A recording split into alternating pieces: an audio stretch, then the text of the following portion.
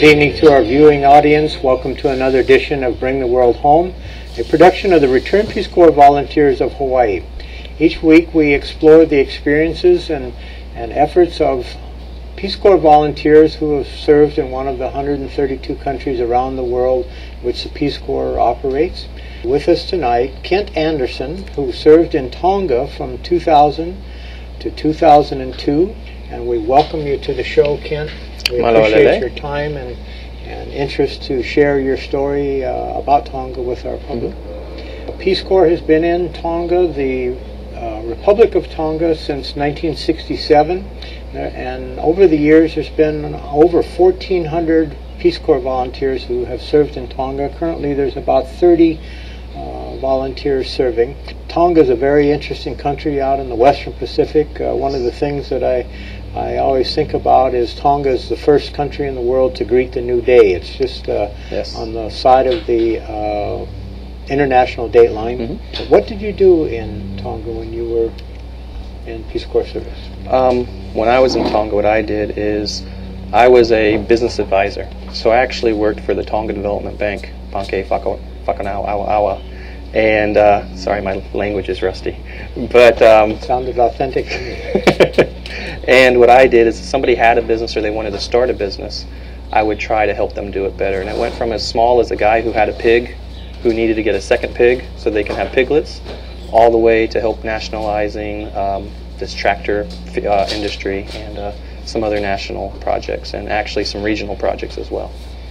And okay, so you was this like micro enterprise or some of that? Mostly micro enterprise. I mean, it was very common, for example, to get one pig. Or the biggest export for Tonga is there's two. There's vanilla, but I wasn't on that part of the island or islands. I was in another area where they do kabocha squash, which is exported to Japan.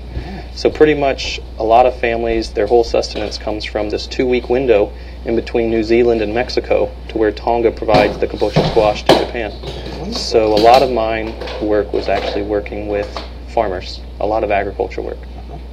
I have a map of Tonga here. Can you show me in which part of the group you were in? Sure. I was in the capital of Nuku'alofa, right in the Tongatapu group. So the whole kingdom has about 100,000 people, and about 70,000 of them live on the island that I was on. So that's the main island. You are a college graduate, I assume? Yep. I went to a few colleges, but I actually ended up graduating from Florida State, and I have a degree in business and a degree in political science. Okay. And after that, I actually went and I worked in the world of finance. I worked for a company called Raymond James Financial, which is the largest finance firm in America outside of Wall Street. So I was in their holding company, and we had about 26 subsidiaries. So it's kind of interesting that I remember a week before I left saying, oh, it's only $20 million, it's not a big deal. And then when I went to Tonga, I was helping a project, and about 2 weeks later, and I said, ooh, that's 20 pa'anga, that's too much, which is about 10 US dollars. So it's the same concepts, but just scale sometimes makes a difference. Scale and relativity. How did you get interested in volunteer service in the United States Peace Corps? I've met a lot of people who say it was their lifelong dream to join the Peace Corps. I'm not that enlightened, unfortunately. For me, I used to do a lot of inner city work and a lot of help when I was before college, in college, and volunteer work when I was in the finance industry. But really what for me it was is I felt like I could help, and I felt like I could help with using my business skills, and this provided the opportunity to do that. It really isn't a lot more complicated than I thought I could do something to help not just me but some other people as well. Does your family have a history of volunteerism? Or not at all. They thought I was a complete idiot to do what I was doing. They thought I was a fool. Well, no. I mean, we got good relationships, but I was actually up for this big promotion. So I was on the fast track in the corporate world to make a lot of money. And I knew if I took that promotion, that's pretty much was going to be what I would do the rest of my life. Locked in for life. And there's nothing wrong with that. It's just I felt at that point in my life there was something else I still wanted to do. And that's when I joined the Peace Corps. And how did you even know about Peace Corps? Was it in your I don't remember. I wish I could. What I do remember is I guess everybody's heard of the Peace Corps, and I used to do AmeriCorps, actually. So years before I did AmeriCorps, that's probably was my exposure to the Peace Corps. I see. And from that experience, I really didn't care if it was local or global, and I'm actually thankful that it ended up being global because it provided me some opportunities I would have never been aware of. So, can you elaborate on that? sure. Well, I was pretty specific on what I wanted to do. I know a lot more now, hopefully, than I did then. I didn't want to be a teacher. Now I realize, and that's what a lot of the people in the Peace Corps do. Yes.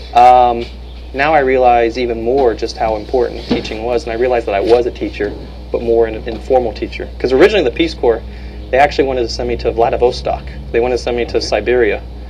And I turned it down. I was very specific, and it wasn't because it was Siberia, even though I've always lived in warm weather, so I'm thankful that I didn't do that. Yeah. But I'm sure I would have found a way to keep warm. But I turned it down because they wanted me to teach at a university, Western economic thought. And I laughed because I'm thinking, did you ever see me in college? I don't think I should be the professor by any means.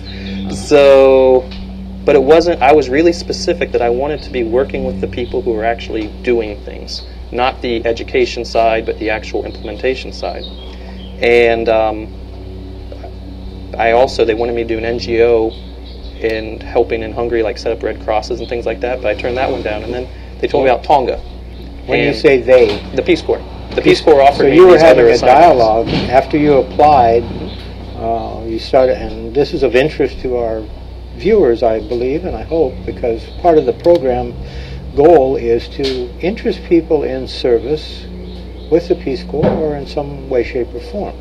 So I'd like to explore that a little bit. You made an application. Mm-hmm. They first wanted to send you to Vladivostok, and so this began a dialogue of what your interests were and what you felt your expertise was. And did Peace Corps listen? Were they very attentive? Much. Well, it's interesting is that I was considered by Peace Corps standards a specialist. Okay. There's a huge shortage of people with technical skills or special skills, especially in the business world. Because when you have a business background, you go into business to make money. Right. And not many people want to go away from their career of making money to serving for free for 2 years, basically. So there aren't a ton of business advisors out there willing to join the Peace Corps. Yeah. So I had a bit more flexibility. And leverage. And I wasn't trying to use it. Like there's this one guy, Larry, I met in Tonga, who was a Peace Corps volunteer. He applied when he was in his 20s, they turned him down. He applied in his 30s, they turned him down. And he kept doing more things and going back to school and doing all these things because he had this passion. It's what he always wanted to do his entire life. He's a lot more enlightened than I was in that area. So he just kept going at it and kept that dialogue. And he was a teacher, so it's more difficult for him to get in because it can be quite competitive. Yes. But with technical skills, there's always a need out there. Continue the description of the process with Peace Corps. You had this dialogue, and they said Tonga to you, or did you choose Tonga? Actually, they said Tonga. What happened is Vladivostok, then a couple months later they offered, it was either Hungary or Romania, I forget which one. And then a couple months later passed on, well, there's this place called Tonga, where what you would be doing is you would be working with people who either want to start a business or develop their business. And that was exactly what I wanted to do. I'd actually heard of Tonga. It's kind of embarrassing. The only reason I'd ever heard of Tonga is growing up, I watched wrestling, and there was the Tonga Kid. Oh. So I'd heard of it, so I knew it was a small island in the South Pacific, but I didn't really know anything else than that. What really appealed me to Tonga was the type of work that I'd be doing, the actual hands-on implementation things. And what about the description of that work made you think that you might be successful at that, or was that part of the equation at that point?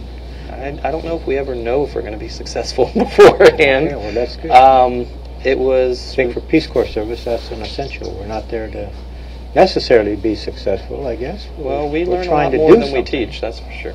Yeah. So what appealed to me was just the way they described it, that I would be pretty much a consultant to businesses and help people. And what I guess what my passion has been is, we all have a cause. Some people it's the environment, some people it's healthcare, different things.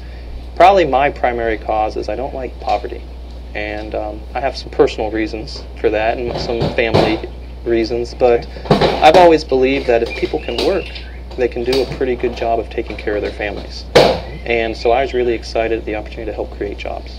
That's what really, I think, appealed to me, and working with the actual individual businesses. Let's go back a little bit. so I can understand this passion a little bit more. You had been working in the business field for about how long between graduation and probably 3 or 4 and years. going to the Peace Corps? I think about 3 or 4 years. Mm-hmm. And so you felt that you had something to offer to some foreigners that would be valuable. Yeah. Is that kind of a naive point of view, or probably idealistic? Probably both. And what was the reality when you got there? That's the actually exciting thing. The reality was it was very accurate. Where it's kind of interesting. I remember when I was going to college, they teach all these things in class, and then you actually get into the business world and you don't practice any of those things that they taught in college, and then you learn how we're really going to do it. Okay. In the industry I was in, at least. Yeah. So so a lot of times it's just being able to figure things out. And I think every Peace Corps volunteer, when they go over, they just got to figure things out. A lot of times you have some skills that you bring. There were certain things that we take for granted, whereas I'd say Tonga could really teach us on how to live as a society. One of the things they weren't very good at is, for example, financial management. And there's very basic things that, truthfully, a high schooler could teach. In that, for example, I didn't use fancy terms. I just kind of say, okay, here's your money in, here's your money out. We just need to make sure that your money in is higher than your money out. Mm-hmm. And that sounds really simplistic, but when you put in other cultural factors and this need to give and this need to share, and we wanted them to share, but probably the biggest challenge I would try to help work with them is, I was like, if you want to continue to help your community, your business needs to keep functioning. So our goal is to help you have a successful business so that you can give more to your community. And in Tonga, the church is really one of the biggest drivers of culture. And I would actually talk with a lot of the priests and pastors and I'd say, hey, let's work together to help these businesses be more successful, and then they could give more to the church, who can then end up doing more good things for the surrounding community.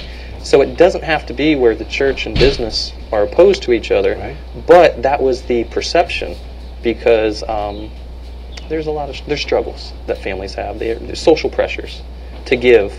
Like, I remember there would be families who would they'd actually take loans from the bank to give to the church, but they wouldn't be able to pay the loan back. And I'd have to talk with these families and say, well, we need to be responsible. We want you to give, and we want you to share, and we want you to help, but we want to make sure that you do it in a way that you're not going to lose your property or have to get that loan collected, for example. And just to be clear here, you weren't working for the church or for the Tongan government, no. But you could recognize the interplay. For these people, for the Tongan people, the host country nationals that you're working with, your presence there was to try and facilitate an understanding of Western terms, or bringing Western terms to their traditional culture. I tried not to use Western terms. I was told I was successful in what I was doing, and I actually remember a meeting that was a turning point. Is traditionally you have all these people who come into these foreign countries and they say you need to make more money, and that, like in America, you run a business to make money, and that's the end result, and that's the motivator. In Tonga, if you run a business just to make money, that is very selfish, and that is very viewed by Tongans yes, as selfish. Yes, it's viewed as very selfish and greedy, because the goal of the culture isn't to maximize your amount of wealth. The goal of their culture is to share the wealth with the extended family, basically, which is all of Tonga. So when there was traditionally these advisors going in just focusing on making money, it really fell on deaf ears. And I remember there was this one meeting where all these business people were involved, and my Tongan name is Siausi. So they say, Siausi, you don't understand. The church, they keep telling us that we need to give money. And then the church says, Siausi, we're tired of being blamed, because here it is, we're doing all this good for the community. And for the first time, supposedly, nobody ever said this, like, well, look, as I shared earlier, we're trying to help you run a better business so that you can give more money, whether it be to the church, or whether it be to your family, or whether it be to however you want to spend it. But instead of viewing it just today as to give the money now, let's see what's the proper amount to give today, but what do you need to keep in reserve so that you can continue to make money over the next 10, 20, 30 years, and over 30 years give, as opposed to go bankrupt in 1 or 2 years? I didn't think it was a very complicated thought, but it was culturally appropriate because the end goal wasn't maximize wealth. The end goal was how can we create the most community good, however they decided to do it. And suddenly, now you can motivate people. And when the church plays such a big part, and I'm a Christian, so I was actually happy about that. But it's kind of funny because people would use Scripture to say, oh, the Bible says I have to give. And I would learn to give Scripture that would counteract. Where exactly in Timothy it says, he who does not provide for his relatives, and especially his immediate family, has denied the faith and is worse than an unbeliever. And I'd talk about, oh, if you're taking a loan and you can't pay it back, isn't that stealing? And I would just, not that I'm trying to manipulate Scripture, but trying to share that there is a responsibility in Scripture to take care of your family and take care of the community, and to do it in a way where you're not taking advantage of others. Obviously you're intelligent enough to see this fine line that you had to start walking, as I would surmise. Did that come from Peace Corps training? Did that come prior to Peace Corps training? What pulled it together for you in Tonga? Was it, and did Tonga teach you how to view the opportunity? That's a good question. I think what brought it to me, it's a combination of the culture and the training and me all together. One of my greatest weaknesses is that I speak a lot of times quickly. I don't always listen as well as I should. And I really learned to listen better when I was there. And people in Tonga especially really listen. You know how there's a lot of times you're talking to somebody and they don't say much? Yes. And sometimes people misunderstand that that's because they don't have anything to say. Well, you quickly learn when you observe and you listen that everybody has something to say. It's just they might be a little more slow to bring it out, or they might communicate it in a different way. So I had to do a lot of listening to figure out, well, what's really motivating people here? And once we could plug into what the real motivator was, that it wasn't wealth like I was raised to make money, but the motivation was really to provide for the family and provide for the community.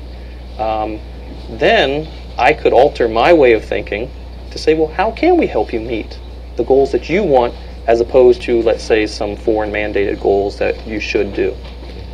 Well, this I don't know if that answered your question or not. Well, that's on the right track. We're going to expand on it a little bit, I hope, because you have an inkling of insight here as a new volunteer in the country and a relatively new person in society. And again, I'm wondering, how did this? How are you able to put two and two together, and not, as opposed to just coming in and saying, hey, I'm in business and I've been successful, or America is a great business country. I mean, to recognize the subtlety there and then work with it in a way that engenders mutual respect between you and your host country nationals is kind of the essence of Peace Corps accomplishment, if you will. And not all of us achieved it in our service. Sounds like you were successful. I think I agreed with their values. I think I agreed that the end result shouldn't be just to make money. I think I agreed that the end result should be what creates good for the family and the society, and then just try to figure out how can we work together to get there. Is that a universal epiphany that you have brought back to I hope America I had it before I left, but I don't know if I did, in all sincerity. I don't think I'm as enlightened as you're giving me credit for by any means. I mean, I think it's really simple. If the objective is, let's say you want to be happy, for example, you know what makes you happy. So if I want to help make you happy, I got to listen to what you want. In Tonga, they know what makes them happy. I would say people in Tonga in general, on a daily basis, tend to be happier than the people I've met in America, or my mom's from Germany, or even in Europe and things like that. And it's not just a Western thing, even Asia. I mean, there's this whole materialistic push in a lot of nations, and I have no problems with wealth. I mean, you can use wealth for a lot of good. The problem's not wealth. The problem is, why are we trying to accumulate wealth, and what are we going to do with it once we have it? And that's where I think the distinction becomes. And I think we sometimes forget here, not everybody, but I sometimes think that we focus so much on wealth as the goal in itself. And that's pretty hollow to me, at least. Hear, hear. Was there any great single experience or group of experiences in Tonga that you brought home with you? There's one in particularly, that really I'd say impacted me more than any other. I got a pretty simple background. I'm from Florida originally, and I didn't have a lot of exposure to culture and a lot of exposure to different ways. I didn't really travel or anything, so I just lived in one place. And if you live in one place, you just assume that's what the whole world is like. Yeah. At least I did. Sure. And that's natural. I always was raised that family needs to take care of each other. So, for example, I always knew that my brother, my sister, and I, we'd have to take care of my mom's financial needs as she got older. Because, probably the greatest fear in America is growing old alone. Yes. And that's some fear that my mom has. And we've always assured her that she'll be taken care of. But we always thought of her like physical needs and her medical needs, for example. Probably the thing that impacted me most from Tonga was the first 3 months there I stayed with the family. That's the way they did our training there, is that we spent a week in Seattle, then we spent 3 months in a host family, living in their house. And so I'm in this small village of La Paha, and my host mother, her name is Ofa, which is actually the Tongan word for love. And they had the grandmother there. And the grandmother, for the last 2 or 3 years of her life, she had been bedridden. And she couldn't really see, she couldn't really hear or speak too much. And what happened is, there was always somebody either sitting by her bed, laying in the bed with her, or holding her hand every minute of those years where she was bedridden. And what it really impacted me on is that nobody in Tonga grows old alone. Even if they can't communicate, even if they can't participate, they're not abandoned. And the way they did this through immediate family and first and second and third and fifth cousins, it's everybody coming over different times. And it really helped me realize, there's a lot more than just my mom's physical needs, like in my personal family. But what about her emotional needs and her social needs, and that there's so much more than just the financial side of it. Of course, on that same issue, there's another thing that helped bring things in perspective. Is I remember one of the best gifts they got was a blender. And you might think, oh, why is a blender such a big deal? It's because they had to, before then they chewed her food for her, and then they'd feed her. But when they got the blender, now they could mix it up so they could feed her, because she couldn't really chew very well. So I'm not trying to sensationalize everything. There are some real hardships there too, sure, where even simple little things like a blender could make a real difference in their lives. So that's what I got out of it, is there's more than just the physical needs. And so since you've been back as a volunteer, as an ex-volunteer, I should say, how have your experiences there impacted your life since then? That's been 6 years, 7 years now. 7 years ago. Is that service still impacting you in ways? Are they influencing your daily life? I hope so. For one thing, for example, is travel is wonderful. And when you go to other cultures and you get to meet other people, you start to realize, well, they're just like me. So it's kind of like even the way I relate to the rest of the world and foreign affairs and stuff, I see, well, I went to these people, they were nice. And I've been over here and they were nice. Pretty much everywhere around the world, people are pretty nice if you just get the chance to get to know them. So it's helped me have a greater appreciation for other cultures, or maybe a lot less fear than some of my family members have, for example, of the unknown out there. You just realize that people care everywhere. Well, you were there during the attack on the United States at the World Trade Centers. Yes, I was. How does that relate to? I mean, being away from the United States and seeing that as an action. How did your knowledge of Tonga and their lifestyle dovetail with what you knew to be going on in the United States and our people's reaction here about the attack on the World Trade Center? Well, I didn't have a phone for those 2 years, but I could occasionally get access to email. And what I remember is the fear that my mother felt and the fear that my brother felt during that time. And it was justified fear. I'm not saying that it wasn't justified. But I also saw this rush in their perceptions and my other friends to just lash back out and get justice, even necessarily if we didn't not quite know who we should be getting justice with it right away. So I think one of the things that my Tongan experience helped me with is to try to slow myself down, not rush to judgment too quickly, and try to make sure I understand what's really going on before trying to take the appropriate action. Hopefully that answered your question. And also, it was kind of interesting seeing the international news, just how the perception was different globally than it was locally. In the 30 seconds or so we have left, I'll ask you one related question then.